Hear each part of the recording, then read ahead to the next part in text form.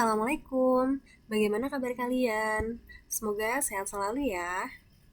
Pada pertemuan sebelumnya, kita sudah mempelajari tentang reproduksi vegetatif pada hewan. Dan untuk materi sekarang, kita akan mempelajari tentang adaptasi makhluk hidup. Tapi sebelumnya, jangan lupa di-subscribe ya. Terima kasih.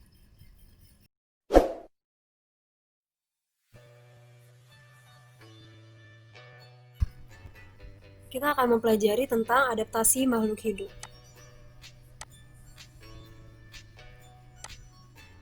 Apa itu adaptasi? Adaptasi merupakan penyesuaian diri makhluk hidup dengan lingkungannya. Faktor apa saja yang mempengaruhi adaptasi? Ada faktor air, suhu, kelembapan, udara, intensitas cahaya, kadar garam, kadar oksigen, dan kedalaman air. Itu faktor yang mempengaruhi adaptasi. Nah, adaptasi ini ada 3. Yang pertama ada adaptasi morfologi, ada adaptasi fisiologi, dan ada adaptasi tingkah laku. Yang pertama kita akan membahas tentang adaptasi morfologi. Adaptasi morfologi merupakan penyesuaian bentuk atau alat-alat tubuh makhluk hidup dengan lingkungannya. Di sini yang pertama ada bentuk paruh pada burung ya. Bentuk paruh pada burung ini menyesuaikan dengan makanannya. Contohnya ada penangkap serangga, pemakan biji, pemakan buah, dan paruh berkantung. Ini paruhnya berbeda-beda menyesuaikan makanan si burung ya. Jadi burung dapat lebih mudah menangkap makanannya dengan bentuk paruhnya. Kemudian ada bentuk mulut pada serangga. Di sini beda-beda ya. Yang pertama ada belalang, di sini menggigit, lalat menjilat, kupu-kupu menghisap, dan nyamuk menusuk. Jadi bentuk mulut serangga beda-beda sesuai dengan cara memperoleh makannya. Kemudian ada bentuk kaki pada hewan. Di sini ada rajawali dan elang. Ini kan rajawali dan elang ini kan hewan pemangsa ya. Jadi dia akan mencengkram makanannya dengan menggunakan kakinya. Bentuk kakinya rajawali dan elang itu kukunya tajam ya, panjang, lancip, dan tajam. Kemudian ada ayam, bentuk kakinya itu untuk memudahkan berjalan. Dan ada bebek, dia bentuk kakinya terdapat selaput untuk membantu bebek berenang. Kemudian ada pelatuk, bentuk kakinya ada 2 di depan dan 2 di belakang. Itu untuk memudahkan pelatuk bertengger di ranting pohon.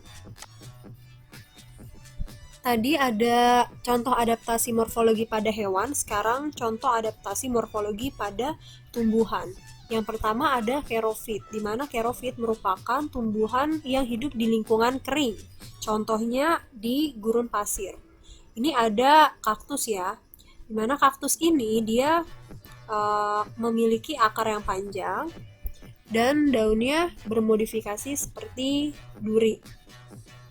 Kenapa bermodifikasi seperti duri? Agar stomatanya sedikit, sehingga proses penguapannya juga lebih sedikit. Ya. Kemudian ada batangnya ya, batang pada kaktus itu dia besar, itu untuk menyimpan cadangan air. Kemudian ada hidrofit. Hidrofit ini adalah tumbuhan yang hidup di air. Ini contohnya ada teratai ya. Hidrofit ini dia memiliki akar bercabang, pendek, tangkai daunnya berongga. Ini fungsinya untuk agar si teratainya itu bisa mengapung di air. Dan stomata banyak terdapat di permukaan atas daun. Jadi daun pada teratai ini kan lebar-lebar ya. Karena lebar, maka dia memiliki banyak stomata, sehingga dia akan melakukan penguapan dengan lebih banyak. Karena teratai ini kan hidupnya di lingkungan air. Ya. Selain teratai juga ada eceng gondok yang merupakan hidrofit. Selanjutnya ada higrofit, yaitu tumbuhan yang hidup di tempat yang lembab. Contohnya ada lumut. Kalau kita lihat lumut kan biasanya di samping-samping sungai, di tempat-tempat yang lembab lah ya. Tumbuhan higrofit ini memiliki daun yang banyak, lebar dan tipis, banyak stomata, dan sering melakukan gutasi. Nah, selain lumut juga ada tumbuhan paku yang masuk ke dalam higrofit. Kemudian ada adaptasi fisiologi. Adaptasi fisiologi merupakan kemampuan organisme untuk menyesuaikan diri terhadap lingkungannya berdasarkan fungsi kerja alat-alat tubuh.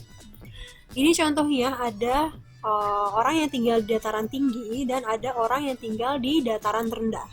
Bedanya apa? Bedanya karena di dataran tinggi itu dia tekanan udaranya rendah, sehingga orang yang tinggal di dataran tinggi itu akan membentuk butir-butir darah merah dan hemoglobinnya itu lebih banyak, sehingga oksigen yang masuk ke dalam tubuh juga lebih banyak. Begitupun sebaliknya dengan orang yang tinggal di dataran rendah. Nah, kemudian di sini ada ikan air tawar dan ikan air laut. Kalau untuk ikan air tawar, itu kan ya, contoh hidupnya dia di sungai ya. Kalau di sungai itu kan kadar garamnya sedikit ya. Jadi kadar garam pada lingkungannya itu lebih rendah dibanding kadar garam pada tubuh si ikan. Sehingga cara adaptasi si ikannya bagaimana? Cara adaptasi si ikannya adalah dia sedikit minum dan banyak mengeluarkan urin. Jadi urinnya itu tidak pekat. Ya. Kebalikannya dengan ikan air laut. Jadi kalau di laut itu kan air laut itu kan banyak mengandung garam. Jadi kadar garam di lingkungannya itu lebih tinggi dibanding kadar garam pada ikan air laut. Itu sehingga cara adaptasi fisiologi ikan air laut yaitu dengan cara banyak minum dan sedikit mengeluarkan urin. Jadi urinnya itu pekat. Ya, lanjut. Ada adaptasi tingkah laku. Adaptasi tingkah laku adalah kemampuan makhluk hidup untuk menyesuaikan diri dengan lingkungan didasarkan pada tingkah lakunya. Pertama di sini ada pohon jati ya. Pohon jati ini pada musim kemarau dia akan menggugurkan daunnya. Kenapa dia menggugurkan daunnya? Karena pada saat musim kemarau itu kan sangat minim air, jadi harus proses penguapan itu harus sedikit, maka pohon jati akan menggugurkan daunnya. Kebalikannya pada musim penghujan karena banyak air, maka pohon jati dia akan menumbuhkan daunnya dengan sangat lebat ya, sehingga banyak stomata dan banyak proses penguapan. Kemudian di sini ada mimikri ya, mimikri pada bunglon. Jadi bunglon ini dia akan merubah warna kulitnya mengikuti dengan warna lingkungannya. Di sini kan dia ada di tanaman ya, di pohon ya, berwarna hijau sehingga warna kulitnya mengikuti warna hijau. Ini dia untuk menipu musuhnya supaya musuhnya tidak melihat dia. Ya. Bunglon melakukan seperti ini untuk membuat dia bertahan hidup. Begitu juga pada cicak ya, cicak akan memutuskan ekornya pada saat dikejar musuh. Jadi musuh dia akan fokus pada ekornya, sementara si cicaknya bakalan lari.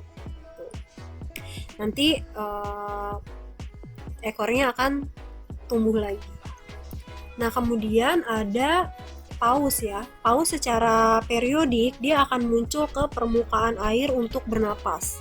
Nah, dia akan menghirup udara sebanyak-banyaknya dan mengeluarkan udara pernapasan yang jenuh dengan uap air.